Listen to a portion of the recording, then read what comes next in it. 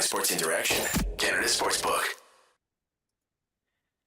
Hello, Winnipeg Jets fans. My name is Brady, and welcome back to Game Over Winnipeg on a night where the Winnipeg Jets lose 3-1 to the Calgary Flames. I am joined here by my fantastic co-host, Alyssa. Alyssa, how are you doing today? How you feeling after this loss? This Game 7 playoff game where the Jets end up losing. Well, listen, as if you're a regular on the show, you can tell I'm not in my regular space. I'm currently in a hotel because I live outside of the city. Had too much work to do this week that I was like, I can't be at home. So my family's like, we'll go to the city. It'll be fun. We'll get a hotel Wednesday, watch the Jets game together, order some pizza and have fun. It's gonna be a super awesome game. It was a fun game, but at a time like this, damn it, you need a win. So that's how I'm feeling is okay, there's some good stuff that we're definitely going to talk about, but man, oh man, it would have been nice to win that. Yeah, definitely a frustrating result. When you're playing the team that's chasing you to the playoffs for that last wildcard spot and you have the opportunity to stomp out the Flames. That was actually not on purpose, that pun, I guess, but you have the opportunity to stomp out the Flames, and the Jets just can't get it done, unfortunately, and obviously a night where Jacob Markstrom did play very well. We'll talk about his play. We'll talk about everything else. Before we get into all that, though, of course, it's March Mania at Sports Interaction, guys. NHL, NBA, March Madness, MLB, and so much more. It is bananas. That's in the script. I will say this every time that it is in the script. I did not come with that. Play Pinata Picks and Minute Madness, exclusive games with insane odds you can't play anywhere else. Make your next bet with Sports Interaction. Download the app in Ontario or use the QR code at the bottom of the screen. Or you can always head to sportsinteraction.com/SDPN to get started. 19 plus.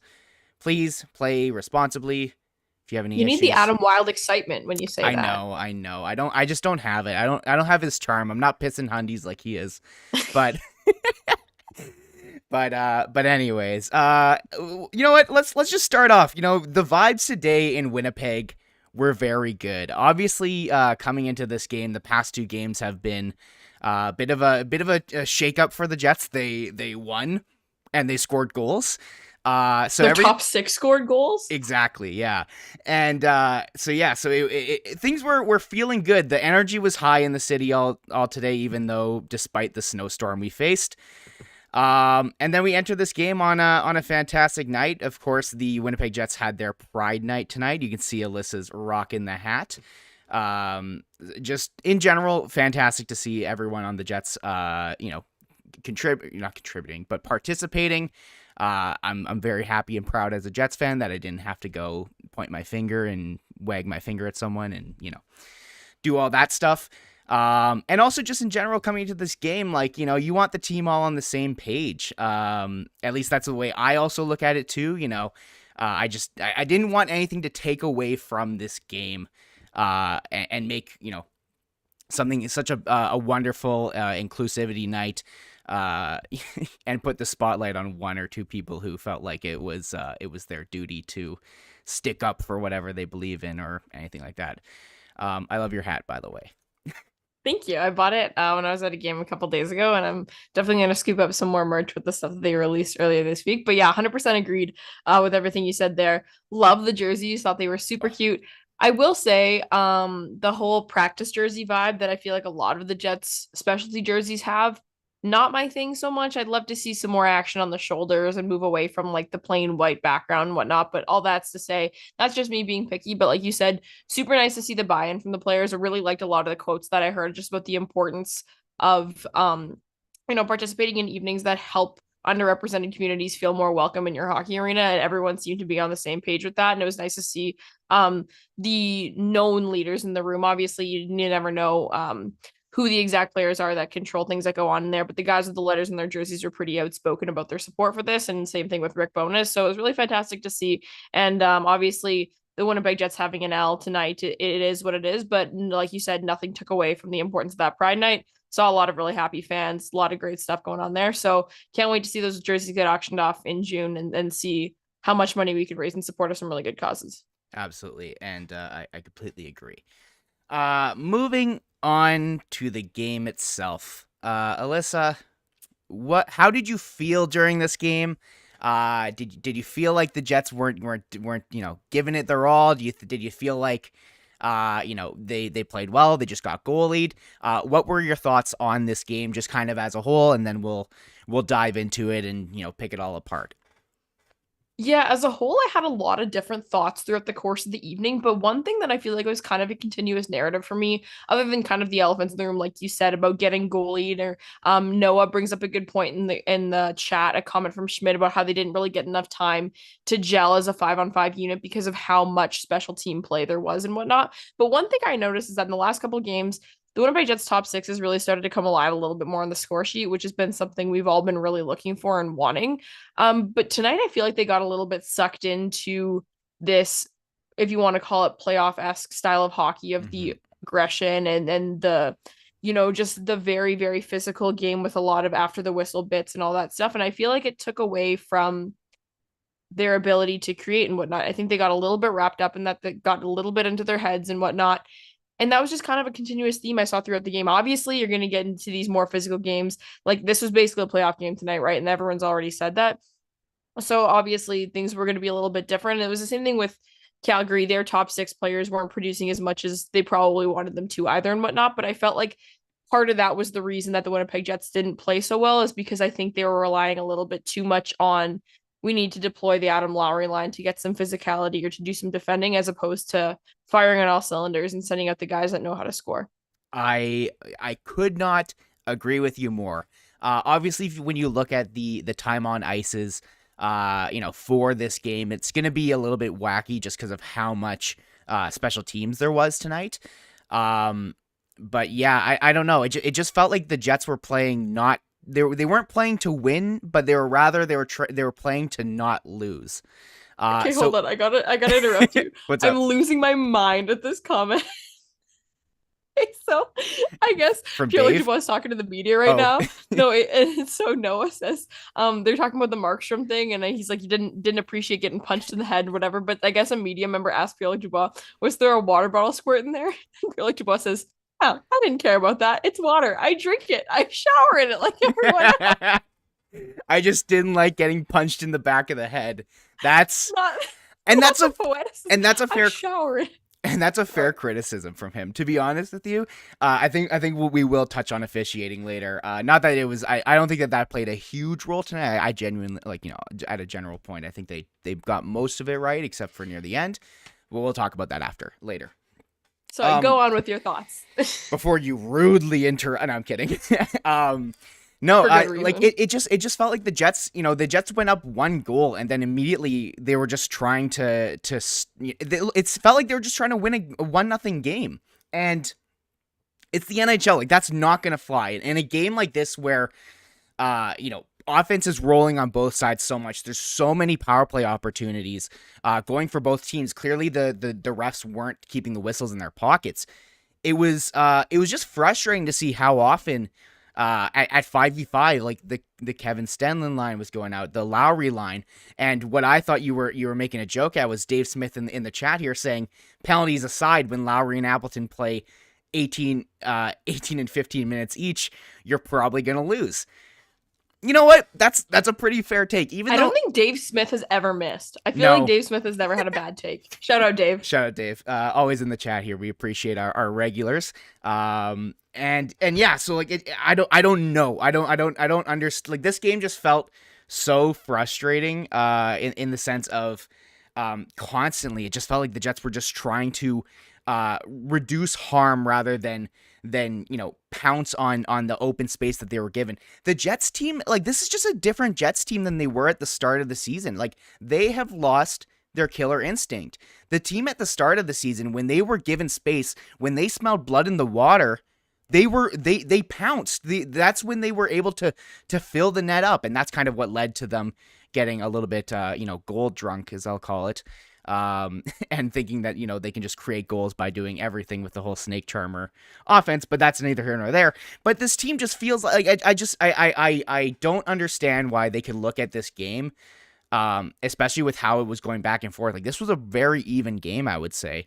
And yet the Jets just tried to reduce reduce what the Flames could do. Like, how many times was Kevin Stenlund out there for Vlad Namestnikov, taking draws in the defensive zone, or even that, like, just that the Namestnikov, Wheeler, and Ehlers line getting passed up in the defensive zone because Rick Bowness was more concerned about winning faceoffs than winning the hockey game. Like, I don't know. It is frustrating because I look at this game and I still, especially in the context of the past few games, and how the Jets have kind of shown that they can get back, return to form somewhat. Despite that, I don't know. I just don't know. I don't even know what to say here, to be honest with you. No, I know what you mean. And it's the kind of thing where I've just never understood. Okay, I sometimes, if you're here a lot, you probably hear me say the same things a lot, but it's like, you know what? 82 games of watching the same team, you do see the same things over and over again. And this applies to literally every single hockey team. And the first time I heard it was when I was doing cases with school. And one of my faculty advisors said this to me, and I was like, this is so interesting. And he's like, he wouldn't like it when he'd come to my practices to watch my team. And we would completely overcorrect the thing that we were really, really bad at. And it would take away from the things that we were really good at. He's like, I get it. You want to fix your issues, and that's fine. He's like, but you have to take what you're really great at and make that your competitive advantage. You have to take what you're good at and make it great, and take what you're bad at and just make it good. You don't need to overcorrect and make that the best thing about you. The Jets are bad at faceoffs. You don't need to completely scrap all of your 5-on-5 offense to become good at faceoffs. Like, I feel like there's a little bit of overcorrection on what they think they need to do to win, as opposed to looking at why they're actually not a terrible hockey team, what makes them good as they are right now, and really honing in on that and letting that be the reason that they are able to compete. Yeah, I completely agree. I love what you said about the whole competitive advantage and not taking away from a strength to fix a weakness. Like, I don't know, and there's just certain lineup decisions that, like, I look at this game and I go, is that what I personally would have done in this situation?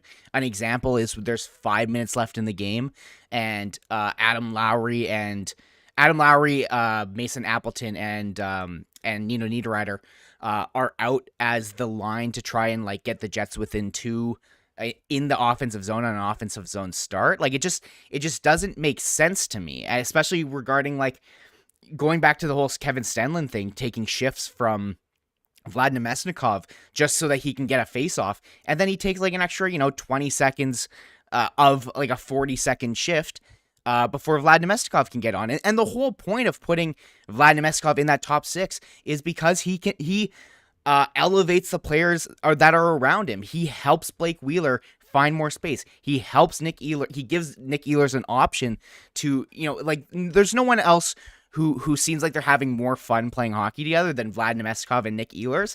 And it's just so frustrating that, especially in a game where, you've only got one goal, that you're putting on a fourth line player for a specialty thing, which is just taking a draw, instead of trying to run the score up. Like, the Jets should have known that this was going to happen. That the Jets should have known that if they were going to get into a pickle, they know themselves. Rick Bowness should know that as soon as the Jets get 1 or 2 goals scored against them, they certainly don't play up to that and get better.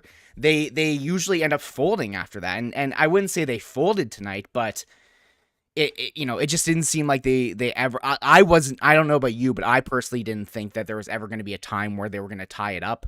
No.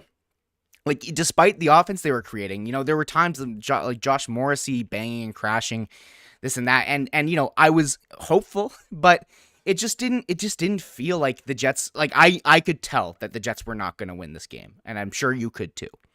No, for sure. And, like, if I was a Flames fan in that situation, watching that third period, once they went up 2-1, maybe a little bit at the beginning, I wasn't worried that the Jets were going to catch up. They didn't give me that, yeah, there was some of that, whatever, anger and this, that, whatever. But what you need to do there is score a goal. And never was I once convinced that this team was going to score a goal. For sure. So just in general, maybe we kind of might have covered this. Where do you think things went wrong for the Jets here tonight? Just to briefly summarize, because I think we kind of jumped around word here, this thing, that thing. What would you say the 3, if you could pick 3 things that the Jets that caused the Jets to lose tonight. I would love to hear what your thoughts are. Well, if we want to do a little bit of a SWOT analysis thing and look at some external and internal here, externally, you got to point out Jacob Markstrom, right? Like, I think it's worth mentioning, especially considering the fact that this is Jacob Markstrom. This isn't Ilya Sorokin or Linus Ullmark out here, right? Like, this is a player who's had a weak season, to be quite frank, right? So, and also playing on a back-to-back like this entire team is. So he obviously you always want to expect that a goalie is going to stand on their head and you need to be able to beat them regardless. But he played well tonight, and anytime you play against a team that's playing well, pardon me, a goaltender who's playing well, you know, there's not much to say there, but it's worth mentioning. So he'd be one of the factors that I'd contribute to the Jets' loss tonight, right? I think he was pretty good. Special teams failed them again. I think the power play, and we've been talking about this, right? Like when you get into the playoffs, you need a good goaltender, you need good special teams, because we know that while the refs do put their whistles away a little bit more in the playoffs, you need to be able to capitalize on the advantages that are handed to you, and they certainly did not tonight. Especially, I think Pierre-Luc Dubois himself drew about 3 penalties or something like that tonight, right? We know that the Winnipeg Jets spent a lot of time at 5-on-4 and only being able to capitalize on the single one, which I was really happy about. That was a nice goal by Kyle Connor. It was a good pass, but it was a perfect shot. Jacob Markstrom was in decent positioning on that one, but it was a good Kyle Connor laser. That we've been missing for a while. So special teams not being able to capitalize as much as you needed them to, that is what I put them at reason number 2. And then beyond that, I would also say deployment of lines and like just overall generation and deployment at 5-on-5. Too much third line, not enough top lines, and not enough top lines when they're out there actually doing something and creating enough high danger chances in front, particularly the top line. So maybe that's a little bit more than 3 things, and that's kind of a general. I feel like that sums up most of my thoughts on that game. Yeah, for me, my 3 things definitely have to do with I do think that Jacob Markstrom played a very good game. I think that we should give him that credit. I think the Jets did create a lot of chances. But it just felt like he kind of kept the Flames in it for parts where they needed that, as well as other issues. I would secondly agree with you in regards to usage and deployment. It was a little bit frustrating on as we spoke already about just seeing Lowry's line going out above Ehlers' line, for example. But another thing that I like, included in that is the power play. On a night where you get 6 power plays, obviously it's not, you can't complain too much. I mean, I guess we can. That's what we do on the show. You would hope to get more than just 1 power play goal. And I think that my usage comment also applies to the power play. At this point in the season, the Jets need their power play to be scoring as much as possible. And they have found a combination of 5 players that have been working on this power play. Nick Ehlers, Josh Morrissey, Kyle Connor, Mark Scheifele, and Pierre-Luc Dubois. Like, that is the top unit, and that's what it always should have been. Thank God we have finally found it. Now the next thing on the docket to improve it is to let them play more than a minute every single time. There is no reason why we should have equal time between those 5 players, which are very obviously the top offensive players for the Jets, and then having Adam Lowry, Vlad Nemeskov, Blake Wheeler, other guys going out onto the ice who, don't get me wrong, they're no slouches. They can score goals here and there, but the Jets need their offense clicking as much as possible. And we have seen the chemistry develop on that first unit finally. I just want to see them play more. Like, I don't understand why they need to constantly be, just doing the 50-50 shifts. Another small thing just to quickly complain about the power play is they need to stop letting Mark Scheifele try to carry the puck in. He can't do it. Literally, he keeps bobbling the puck every single time. Give it to Nick Ehlers. That's literally what he's there for. No, seriously. And then my third thing is effort, I want to say. Like, I feel like they look gassed. The Jets just didn't have it. One team played last night in Chicago and traveled through a snowstorm to get to Winnipeg to play tonight, and the other team played on Sunday, sat on their asses on Monday, and sat on their asses on Tuesday, and got their ass to the rink today. I'm sure they practiced. I'm just for, I'm just saying things.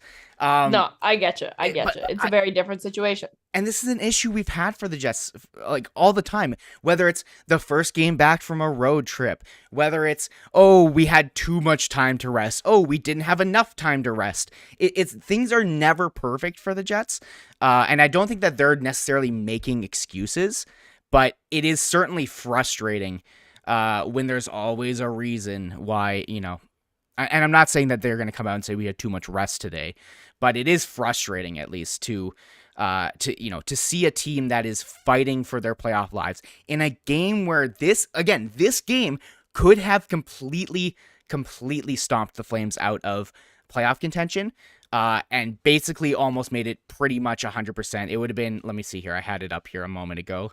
96%, 95.5. Is what it was. And yeah, and if then they had won. And if the Flames would have lost in regulation, their odds to make the playoffs would have dropped to 1%. 1%. Now here's the thing. The rest of the schedule is much more important now.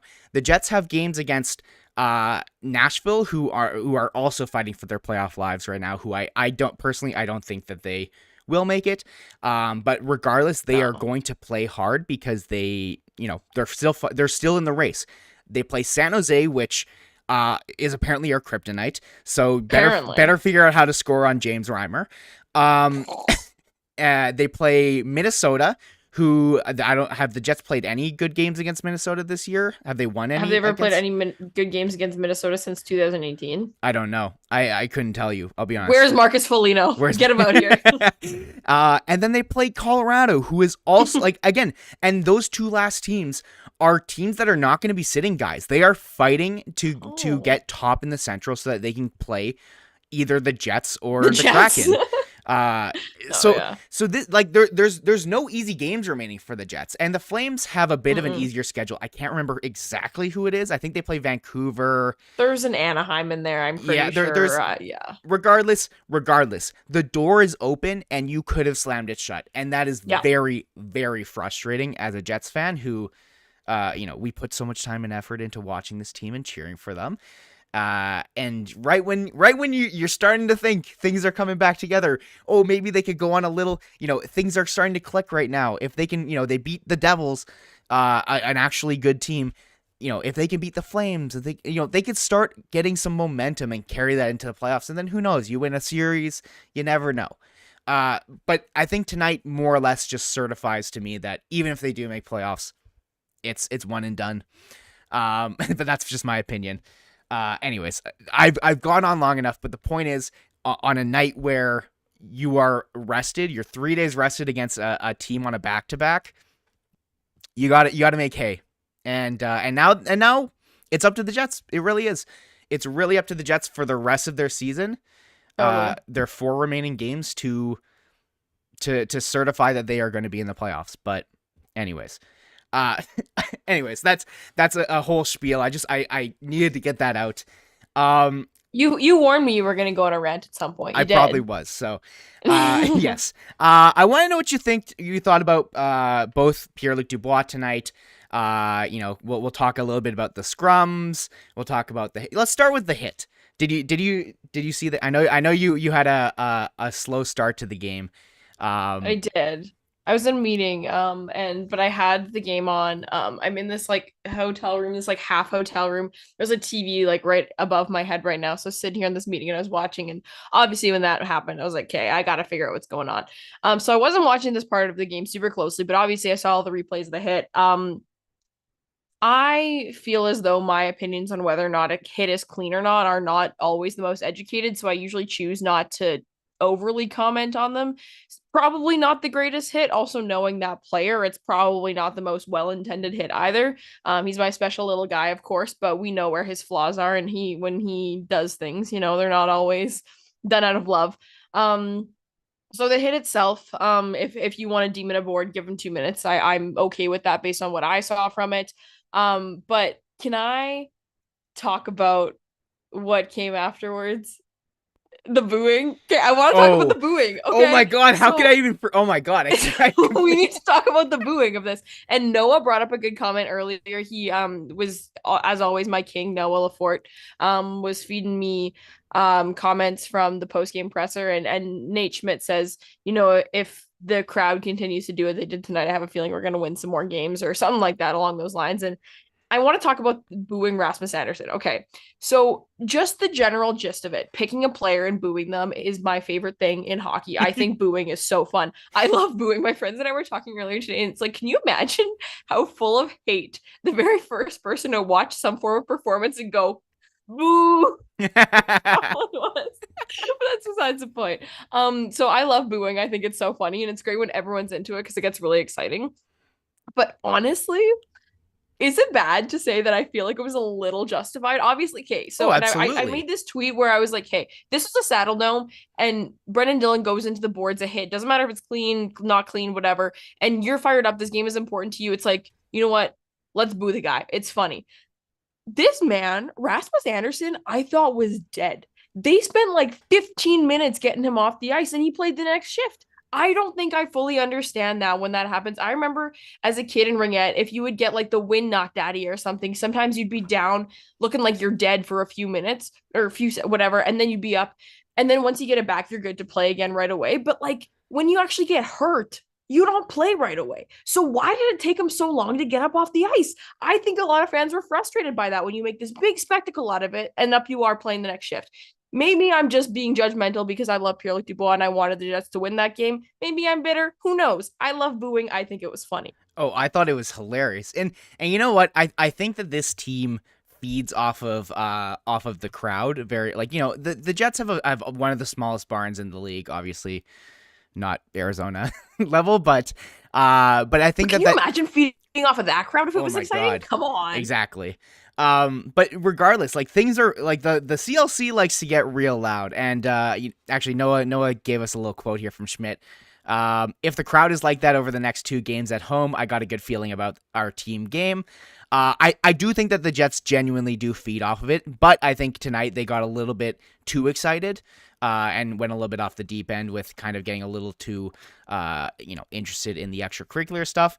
As far as the hit goes, sorry, before I get there, as far as the booing goes, hilarious.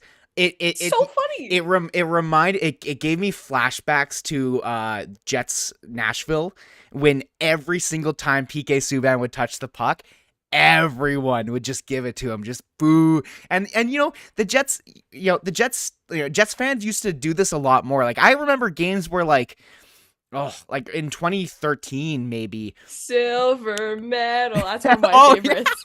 Yeah. I forgot about that one too. That's a classic. I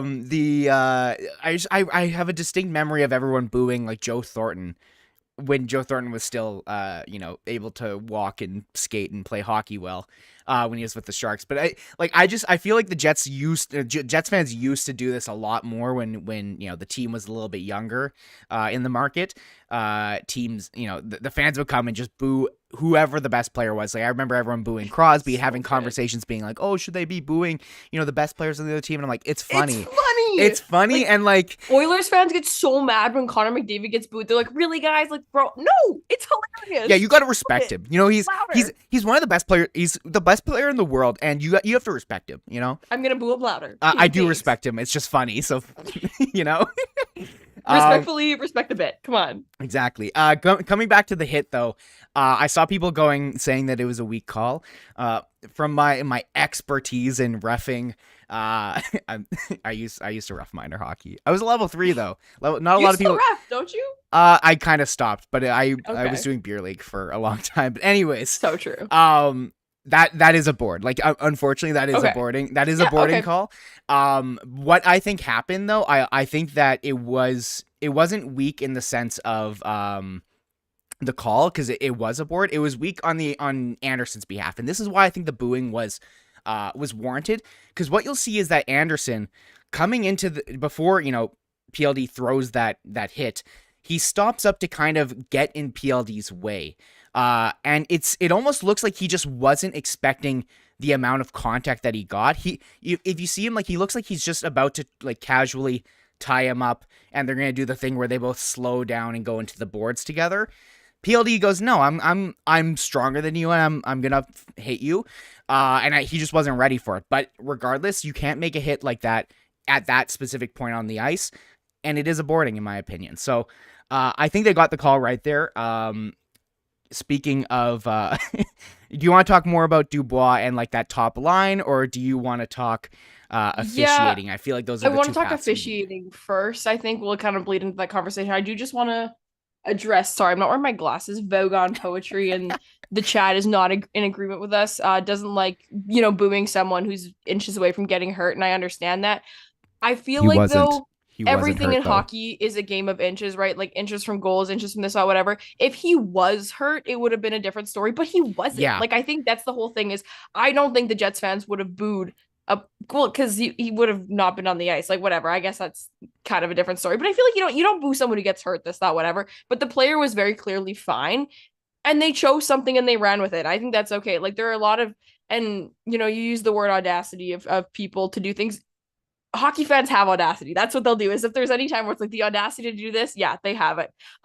So I understand the frustration, and maybe I'm saying this, but like Neil Pionk, I believe it was, gets booed horrendously when he goes to Edmonton, and for and certain Toronto. reasons. I Toronto get it. too. It's oh yeah, Toronto, obviously, and that one again, it's not the same thing, but like booing him, he was also injured. Well, no, he did get hurt in that game against Toronto. He needs Sendy, and that was the thing.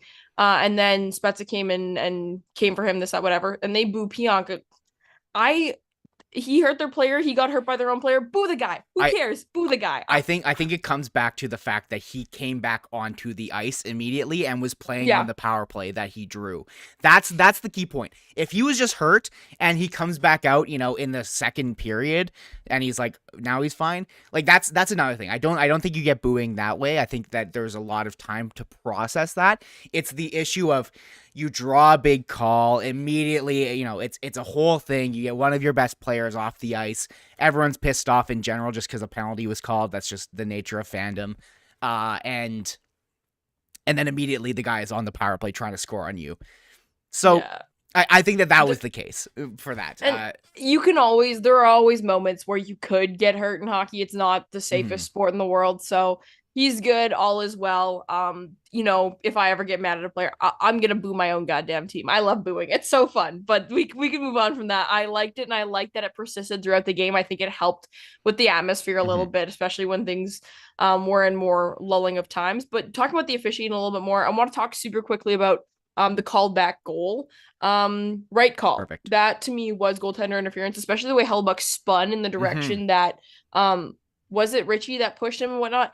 Good call. Why did it take so long? This game, I don't even know. Because that one, it was one of those will they, won't they type of things, because I honestly thought that it wasn't going to get called back because of how long they were taking to overturn it. I understand that it takes longer to overturn the call that was made on the ice, but that was a long time for what looked like a pretty clear-cut goaltender interference call. Yeah, that was very, very odd for how long it took. I think my guess would be is one, determining for sure that like the initial contact that spun Hellebuyck was in the crease, because it was the first one where his stick hits the pad, it's right near the edge, and then after his foot hits. In my opinion, it was clear cut that it was he spun him around, but maybe they were also checking to see if the shot was gonna go in regardless, or I don't know. I have no idea. And I think we were chatting in the game over chat, just saying to everyone there, being like, I have no idea if this is gonna count, purely on the basis of it is taking so long. And it's like, literally, because with the NHL, you never know. Who was it? There was someone, I don't know if it was in Game Over, one of my other chats. I think it might have been the Game Over chat where it was like, well, it shouldn't count, so it probably will. Yeah, exactly. But yeah, and on the topic of officiating, just in general, I thought the refs actually did pretty well for the majority of the game. My frustration comes in the third period when things are starting to get a little bit out of hand. There were just a couple times where and this was actually like pretty much right before the Flames scored their second goal, where Nazem Kadri was just like cross-checking PLD like 8,000 times. And listen, I know that PLD brings it upon himself and he draws a lot of calls, which is great. But I think that at that point, the refs were just like, we're going to try and calm this down. But then it just kind of kept getting, up in arms more and more. So I think that they could have done a little bit better to control the game there. And, obviously I'm a Jets fan, so I will acknowledge that I am biased in this. I'm sure they missed calls on the Flames, but most of the calls otherwise were really, really good, actually. Like I thought that they did well to make the right calls. I really want to highlight the call that they made during the middle of the scrum after the Flames scored their goal. The ability, just the fact that they recognized that there were 6 Flames on the ice, and this is really funny because back when I was a ref, my dad and I ref together frequently, and we would always talk about how after goals are scored, we would go to the bench and make sure that 5 guys didn't come onto the ice to celebrate with their 5 guys, because if something happens, if something breaks out, you can't have that many players on the ice. And of course that never happened because it's minor hockey and this and that, and fights don't happen after, goals are scored very frequently at any level of hockey. But it was just very funny to see that happen today. And I've never seen a too many men call on a scrum after a goal. But I don't think I have either. But it was great the way that they actually did that. And I think that they made the right call in giving Pierre-Luc Dubois both a roughing and an unsportsmanlike, giving Markstrom an unsportsmanlike, giving Tanev a roughing, and then giving them the extra penalty for having 6 guys on the ice. Like I that was like perfect. I very rarely do we get to praise the refs doing their job correctly, so I want to take this opportunity to be like, they actually got that one right. But of course the Jets unfortunately couldn't do anything to help that. Yeah, I mean, it's the kind of game where, especially, a lot of people are like, oh, put the whistles away, this, that, whatever. But a couple of those early calls were like high stakes and trips, and you literally can't not call those, right? Like, to me, when it's like putting the whistles away, letting the guys play or whatever, that's more on the roughing, the cross-checking, the interference, even whatever. It's those types of calls. But I feel like a lot of those plays early on were just like, or even throughout the course of the game, most of the minor penalties that were called were those very obvious. You have to call them on both sides. So yeah, I had no issue with the officiating tonight, except for the length that it took to overturn that goal. I agree.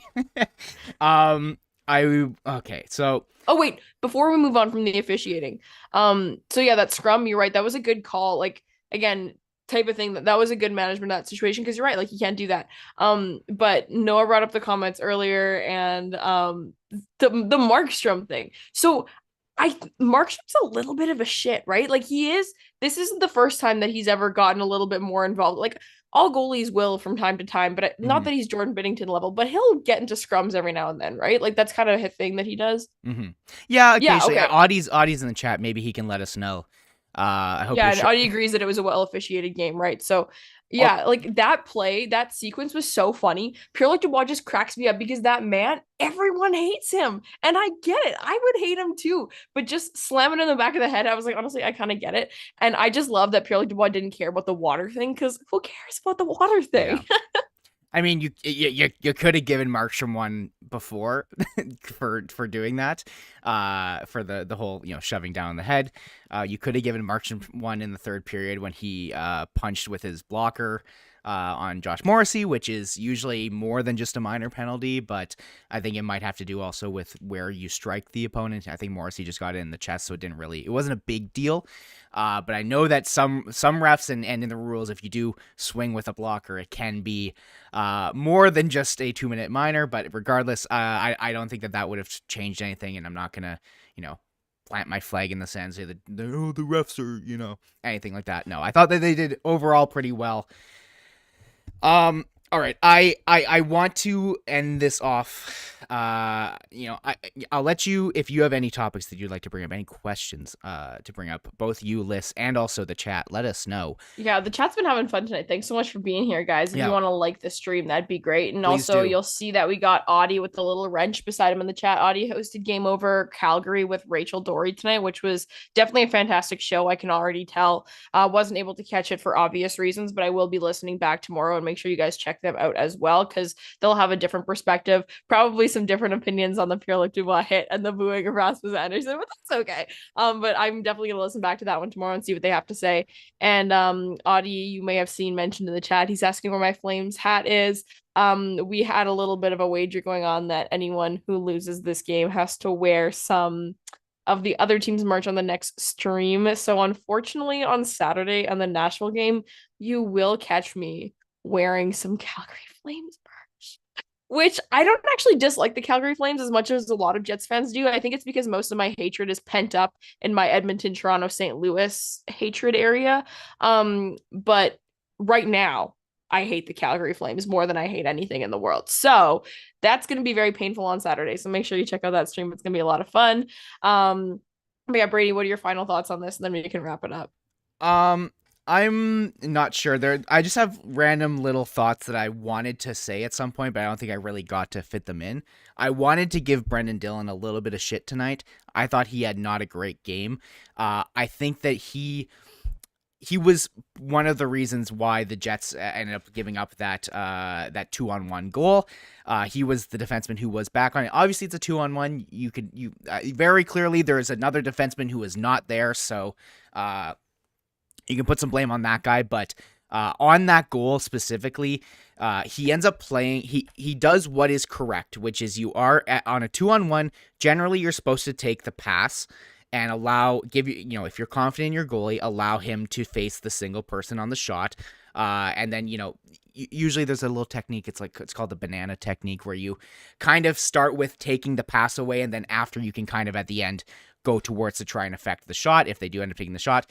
But what Brendan Dillon did here that frustrated me so much was that he takes his man, and then as he's backing up, he just kind of allows space to be created between the two of them, which then gives Mangiapane the opportunity to take that shot and score.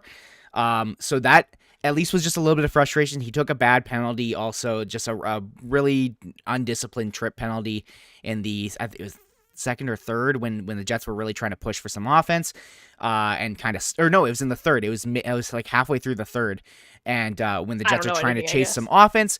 And it's just a little frustrating. So I always need to add in my little jabs at certain players who I didn't think played that greatest. I didn't think Kyle Connor had the greatest game. I didn't think that Blake Wheeler had the greatest game. I don't think that Nick Ehlers had the greatest game either, but I also think that his usage was poor and didn't really get the chance to play and really get the reps in, which I think that you need as a top player, in my opinion. But anyways, I also think Mason Appleton wasn't great, but it's not his fault that he played 16 minutes, so... Yeah. TBK plays mentions, sorry if this is already talked about, but they wanted to ask, do you think the Jets can control emotions going forward and make sure they can still get in? And I think that's kind of where we wanted to wrap it up, is that Brady mentioned this earlier, but I think it's a good kind of concluding thought, is that this is entirely in their hands. Tonight was in their hands because, like you said, this was their opportunity to slam the door, but they're playing against a team that has never had anything more to prove than they do right now. So it makes things a little bit more difficult. Also coming off of an embarrassing loss, no offense or anything like that, but it is the Chicago Blackhawks. So obviously there's a lot of fire in their bellies as well tonight, but the Winnipeg Jets have to entirely keep themselves in check over the next 4 games and really bring themselves in, rely on the crowd, but not get too emotional and play to their strengths, because that's what's going to help them win the next couple of games and secure that spot. And, yeah, it's a coin flip at this point. We know it. But a lot can change between now and Saturday when the Jets play their next game with how the out of town scoreboard looks. So it'll be really interesting to see what happens. For sure. Just to end it off as well, too, 62.3% are the Jets' odds currently based on Money Puck. Again, it is their spot to lose. We'll see what happens in the coming games. I will be at the game on Saturday. So I'll be enjoying that. You'll be here doing the stream. Make sure you guys tune in for that and catch Lyss embarrassingly wearing a Flames hat, like the loser that... No, I'm kidding. But anyways, we had a great turnout on the stream here tonight. Thank you all for tuning in. I'm glad, the Jets fandom is still going strong as we enter some tumultuous times, some very stressful times. But it'll all be fun, and we'll be here to help you, guide you guys along the way, to chat about this all. We appreciate you guys hopping in chat. If you guys are listening on the audio portion later, join us in chat right after the game. It's right after the game on SDPN's YouTube. We do appreciate you listening wherever you are. Final things, follow at SDPN Sports on Twitter. Follow Lyss at Lyss Hood. Follow myself at NHL Chunky. I don't know. Follow the Jet. I don't know. Whatever. Who cares? Anyways, final words, Lyss. Pierre-Luc Dubois, score a damn goal. Those are my final words. We need some hey baby to fire this crowd up and get you rolling. So Pierre-Luc Dubois, score a damn goal. And do it in front of me on Saturday. Anyways, do it in front of Brady on Saturday. Thank you all for tuning in. Have yourselves a wonderful evening. Enjoy the rest of your week. Enjoy your long weekend. Happy Easter for those who celebrate. We will we'll see you around. Thank you again for tuning in. Game over! Powered by Sports Interaction, Canada Sportsbook.